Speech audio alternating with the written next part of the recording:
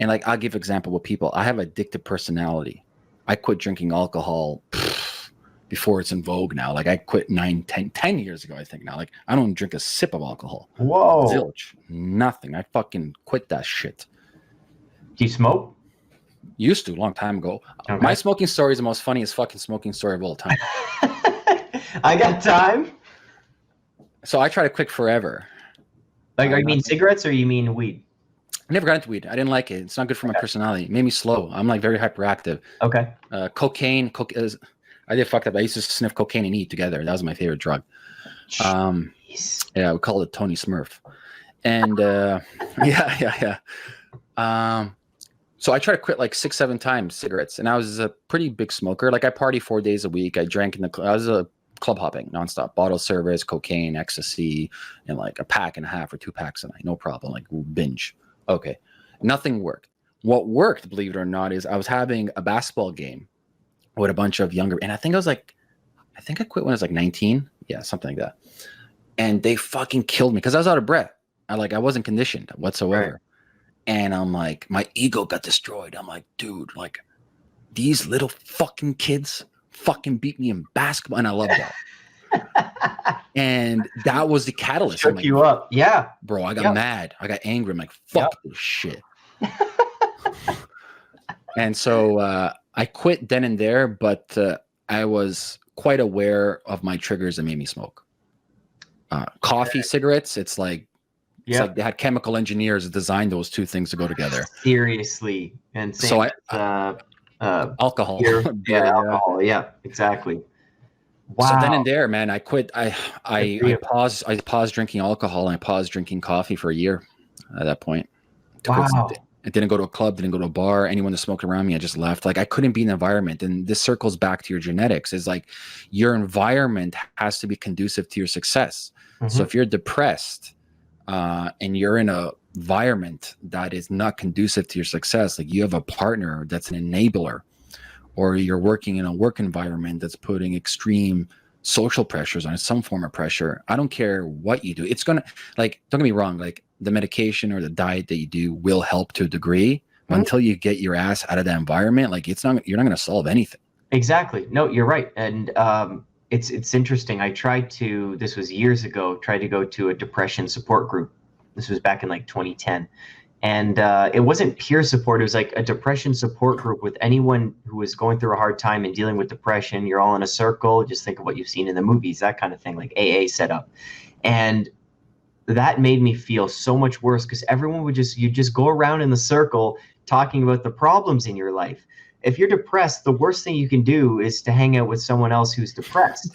Like, seriously, we think it's good because, we can connect with someone and they'll understand and they're feeling what I'm feeling. But that's not going to get you in. It might make you feel heard for a second, but it's not conducive to actually getting you to rise above it, right? You need to hang out with people who have maybe been through it and they're on the mend, or they're on the other side, or people who, maybe people who don't even understand depression and maybe won't take it too seriously. They just want to get through the day-to-day and have fun and not really look too far into it. The environment and who you hang out with is massive. So I went to one of those support groups and never looked back. It did not help at all. It didn't help. So you mentioned CBT. Like, when did you get into that? That was when I went to therapy in 2009. And that was like kind of the go-to with looking at how you think. And it's like metacognition. You have to think about what you're thinking about. And I'd never really done that and analyze thoughts. And there's a few different approaches. Like, again, you can think of it black and white. Some people will be like, you can have the meditative and Buddhist approach where you let thoughts come and go and be an observer and don't judge. And absolutely, there's a time and a place, and that actually helps with CBT. But sometimes you have to actually pick apart a thought, or pick a thought apart and really see where it comes from. Where's it going? What else does it lead to? Is that thought coming from a past experience? Okay, let's go into that past experience, look at the evidence, and now look at the thought again. And to do that through CBT is to really, I think it actually helps you realize at the end that they are only thoughts, and a thought isn't necessarily you, and you can look at it and you can kind of move on. When anxious about the future, I just literally think the future is just a thought. the future doesn't necessarily exist. It exists in our minds and in thoughts. Yeah. And with CBT, it helped me realize that there's a time and a place to pick apart a thought. And then with mindfulness and me practicing meditation since 2009, there's also a time and a place to just let them do what they do, let them come, let them go, observe them for what they are, and don't take them so seriously. So again, I think as we talked about with diet, there's a time and a place for having pharmaceuticals and a time and a place for naturopathy, and to combine those two and figure out maybe one works better for you, maybe the other works better. Same with these cognitive tools that I use. It's like CBT, sometimes picking apart and journaling the hell out of something and analyzing and taking time towards one thought. That works beautifully a lot of the time. And then a lot of the time, sometimes meditation, sitting with a thought and just being like, let it go. Let's see what else comes. That's also powerful too. It's a beautiful compromise. And I hate how a lot of the time the Greeks were right with moderation is key. It just always seems to come back to that. But in my life, it's so true.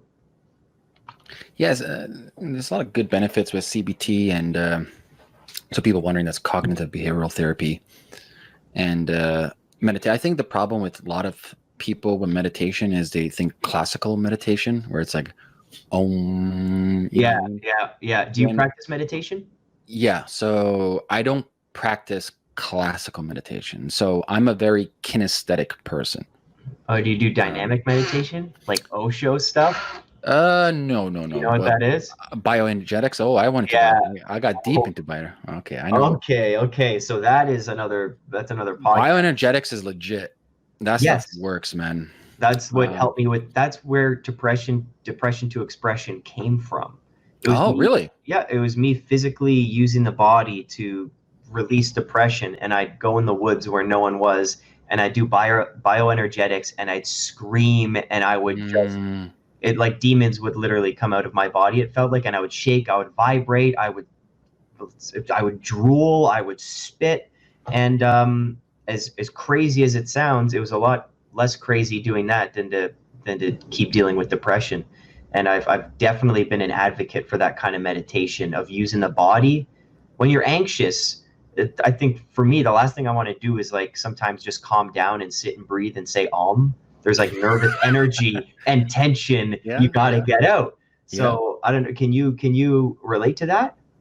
Yeah. For me, and this goes back to knowing thyself. Everybody's different. And so I tried for the longest time classical sit-down meditation. And for me, it has to be kinesthetic movement. So my form of meditation is every day I walk. I have a dog too, so it helps. But every day I walk about 35 to 40 minutes. I use noise cancellation headsets. So no music, no nothing, just noise cancellation.